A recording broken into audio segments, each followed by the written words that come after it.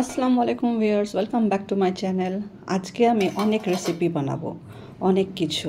তো সেই জন্য কচু সিদ্ধ করতে বসিয়ে দিলাম আর দিয়ে দিলাম শুটকি মাছগুলোকে ভিজিয়ে দিয়েছি হালকা গরম জল দিয়ে।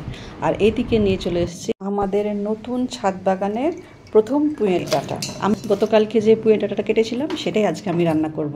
আর আমাদের গ্রামে কিভাবে রান্না হয়, মানে আমার শ্বশুর বাড়িতে আর কি, সেটাই আপনাদের সঙ্গে শেয়ার করব। তো প্রচুর রান্নাবান্না আছে, যেহেতু আজকে সেকেন্ড হাফ ডিউটি, সেই জন্য হাজব্যান্ড বাড়িতেই আছে। তাকে টিফিন লাঞ্চটাও আমাকে দিতে হবে, ডিনারটাও বানিয়ে দিতে হবে। তো সেই জন্য অনেক রান্না, চলে এসেছি রান্নাঘরে। আর এখানে প্রথমে আমি শুকনো লঙ্কা আর রসুন পাঁচফোড়ন দিয়ে ডাল ফোড়ন দিয়ে দিলাম। তো দুটো বার্নারই সমানে চলেছে, ওদিকে ডাল ফোড়ন দিয়ে দিয়েছি। আর তারপরে সেম একই কড়াইয়ে আবার থেকে আমি একটু তেল দিয়ে দিয়েছি, আর তার মধ্যে পাঁচফোড়ন দিয়ে দিচ্ছি কাঁচা পেঁয়াজ আর লঙ্কা। তো কাঁচা পেঁয়াজ কাঁচা লঙ্কা দিয়ে এটাকে একটু আমি পেঁয়াজগুলো বেশ হালকা ভাজা করে নেব। আর এদিকে ডালটাও আমি দেখে নিচ্ছি, ডালটা আমার একদম থিকনেসটা কেমন হয়েছে সেটা দেখে নিচ্ছি। সঙ্গে সঙ্গে দুই রান্না একসঙ্গে চলছে। মসুরির ডাল কিন্তু এটা আমরা এরকম পাতলাই খাই। আর তারপরে আমি এদিকে পেঁয়াজ লঙ্কাটা যখন হালকা ফ্রাই হয়ে গেছে তখন আমি দিয়ে দিচ্ছি শুটকিটা, জল ছেঁকে শুটকি মাছটা দিয়ে দিচ্ছি। চিংড়ি মাছের শুটকি এটা কিন্তু। তো এটা যতক্ষণ ভাজা করব, মানে শুটকি মাছগুলো পেঁয়াজের সঙ্গে ভাজা করব, বেশ যখন ফ্লেভার বেরিয়ে আসবে শুটকি মাছের আর পেঁয়াজটাও বেশ ব্রাউন হয়ে যাবে, তখন এটার মধ্যে আমি দিয়ে দেব এই রসুনগুলো অবশ্যই দেবেন। রসুনের ফ্লেভার, শুটকি মাছের ফ্লেভার দুর্দান্ত হয় এই রেসিপিটাতে, দিয়ে দেখবেন একবার। এই রান্নাটা আমার শাশুড়ি মাই রান্না করে, আমি এটা হচ্ছে প্রথমবার রান্না করছি, আমি কখনোই রান্না করিনি আর কি। তো যাই হোক, উনি হয়তো প্রথমে শুটকি মাছটা ভাজেন, তারপর পেঁয়াজ রসুন এসব দেন। তো আমি প্রথমে পেঁয়াজ হালকা ভেজে নিয়েছি, তারপর শুটকি মাছটা দিয়েছি, কারণ আমি শুটকি মাছ দিতে ভুলে গেছিলাম বলে। আর তারপর এবার দিয়ে দিলাম কচুর সঙ্গে এবার সমস্ত জিনিসগুলোকে খুব ভালো করে আমি কষাবো। বিশেষ করে এবার এর মধ্যে দিয়ে দেবো নুন আর গুঁড়ো মশলাগুলো, হলুদ, ধনে, জিরেটা দেবো লাস্টে। তো এগুলোকে দিয়ে এবার খুব ভালো করে কষাবো, এই ভাজবো কচুগুলোকে আর কি। কচুগুলো অলরেডি আমি সিদ্ধ করে রেখেছিলাম, ছাড়িয়ে দিয়ে দিয়েছি। আর তারপর আমি দিয়ে দিচ্ছি এই তো ডাঁটাগুলো সিদ্ধ হয়ে গেছিলো, পুঁই শাকের ডাঁটা, এটার সঙ্গে মিক্স করে এবার নাড়াচাড়া করবো আর ঢাকা দিয়ে দেবো। এর মধ্যে এবার আমি জলও দিয়ে দেবো যতটা আমার প্রয়োজন, কেন কি এবার শুটকি মাছটা সিদ্ধ হবে, সিদ্ধ হয়ে ফ্লেভারটা মিশে যাবে গ্রেভির সঙ্গে, অসম্ভব মজা হবে। প্রথম কিন্তু আমার ভালো লাগতো না, কেন কি আমি শুটকি আগে অত বেশি খাইনি, কখনো কখনো খেয়েছি হয়তো। আস্তে আস্তে এখন শ্বশুরবাড়িতে গিয়ে শুটকি মাছ খাওয়া আমার অভ্যাস হয়ে গেছে, সেজন্য রান্নাটাও শিখে নিচ্ছি আস্তে আস্তে। শর্ট জলদিতে আর সব কিছু হয় না, পরিবর্তন আস্তে আস্তেই আসে। তো এই তো রান্নাটা হচ্ছে আর সেদ্ধ হচ্ছে, আর দিয়ে দিলাম ভাজা জিরের গুঁড়োটা দিয়ে এবার এটাকে খুব ভালো করে আরেকটু ঢাকা দিয়ে, মানে একদম লো ফ্লেমে সেদ্ধ হবে, কিন্তু জলটা একদম আমি মানে শুকিয়ে ফেলবো না, হালকা ঝোল ভাব থাকবে এই রেসিপিটাতে। এই রেসিপিটা কিন্তু আমার শ্বশুরবাড়িতে কাঁচা কচু আর কাঁচা ওই পুঁইয়ের ডাঁটা দিয়ে রান্না হয়, কিন্তু আমি বেশিক্ষণ বসে কচু পয়সা করতে পারবো না বলে আমি সিদ্ধ করেই রান্না করলাম। এই তো এটা আবার লাস্টে একদম চলে এসেছি রান্নার, দেখতে পাচ্ছেন তলায় হালকা ধরছে, বাস এই পোর্শনে আমাকে এটাকে নামিয়ে নিতে হবে। এইভাবে আমি ভালো করে নাড়াচাড়া করে এটাকে নামিয়ে নেব। আমার এই রেসিপিটা একদম কমপ্লিট। যেটুকু ঝোলটা আছে সেটাও কিন্তু আস্তে আস্তে একদম টাইট টাইপের হয়ে যাবে সবজিটা। তো এদিকে কচুর রেসিপিটা হয়ে গেল।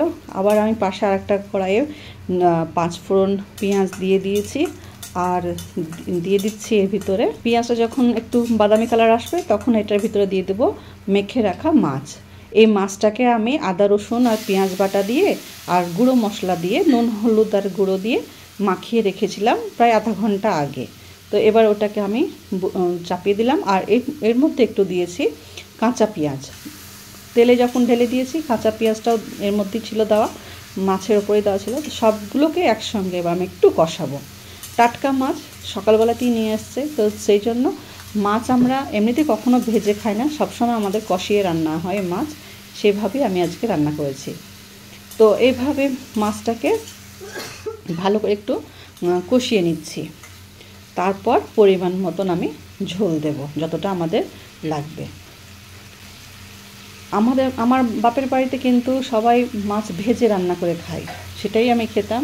কিন্তু শ্বশুরবাড়িতে এসে, বিয়ের পর শ্বশুরবাড়িতে এসে এই সজিয়ে রান্না, তারপরে কষিয়ে রান্না, এইসব রান্নাগুলো মানে এখন বেশি খাই আর কি।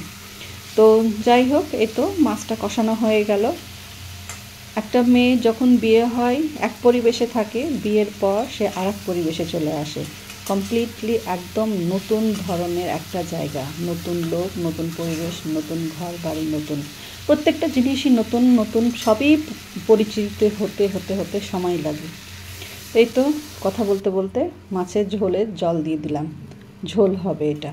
তো যেহেতু আমরা 4 জন, আমার 2 বাচ্চা আছে, আর তো পরিমাণ মতন জল দিয়ে এটা বেশ ফুটিয়ে নিলাম আর কি। আমরা এক টাইমে মাছ খাই, কিন্তু মাছ আমরা রেগুলারই খাই, সেজন্য 2 টাইমে মাছ আর খেতে চাই না, এক টাইমেই আমরা মাছ খাই আর কি। ভাজা জিরের গুঁড়ো দিয়ে দিলাম, যে এটাকে ভালো করে ঝোলের সঙ্গে মিশিয়ে নিচ্ছি, আর মাথাটাকে উল্টে পাল্টিয়ে সেদ্ধ করে নিচ্ছি, যেন 2 দিকটাই খুব ভালোভাবে সেদ্ধ হয়।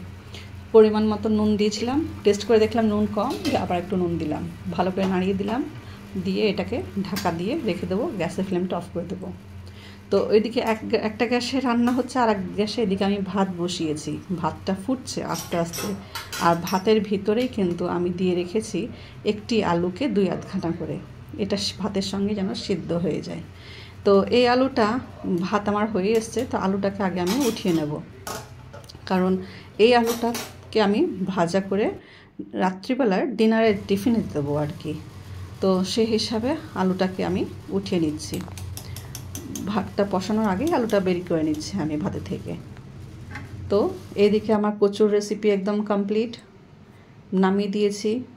আমার রান্নাবান্না প্রায় সব কমপ্লিট। এদিকে ডালটাও হয়ে গেছে, তারপরে এদিকে মাছের ঝোলটাও কমপ্লিট। আমি এবার প্যাকিং করতে লেগেছি। এটা হচ্ছে আলুর ভাজা আর রুটি, এই ফাঁকে আমি রুটি বানিয়ে নিয়েছি, আর আলু ভাজাটাও হয়ে গেল। এটা হয়ে যাবে ডিনারের জন্য। আর এই সঙ্গে দিয়েছি একটু মিষ্টি, রুটির সঙ্গে আমাদের বাড়িতে একদম মিষ্টি প্রয়োজন, মানে খুবই লাগে, তো মিষ্টি না হলে খাওয়া হয় না। তো সামাই রান্না করেছিলাম, সেটা দিয়ে দিলাম। আর এই তো সমস্ত কিছু প্যাকিং করে দিলাম লাঞ্চের জন্য। 1 পিস মাছ, ডাল, তারপরে প্রথমে ছোটো টিফিন বক্সটা, লম্বা টিফিন বক্সটাতে একটু কুমড়ো ভাজা করে দিয়েছি, এটা আপনাদের সঙ্গে শেয়ার করিনি। তো ডাল, বাড়িতে থাকলে পরে নিশ্চিন্তেভাবে খাওয়া হয়, কিন্তু সেকেন্ড শিফটে যেখানে খাওয়া দাওয়ার পর অফিস যেতে খুব আলসিকর লাগে, সেজন্য আমাকে বলে যে তুমি খাবারটা দিয়ে দাও, অফিসে গিয়ে আমি নিশ্চিন্তে খাবো। তো এভাবে লাঞ্চটা প্যাকিং করে দিলাম, আর সঙ্গে ডিনারটাও দিয়ে দিই, কারণ বাড়ি ফিরতে ফিরতে 11টা, 11:30, 12:15 হয়ে যায়, আর অত রাত্রে এসে রাত্রেবেলা ডিনার খাওয়া, ঘুমানো অসম্ভব ব্যাপার।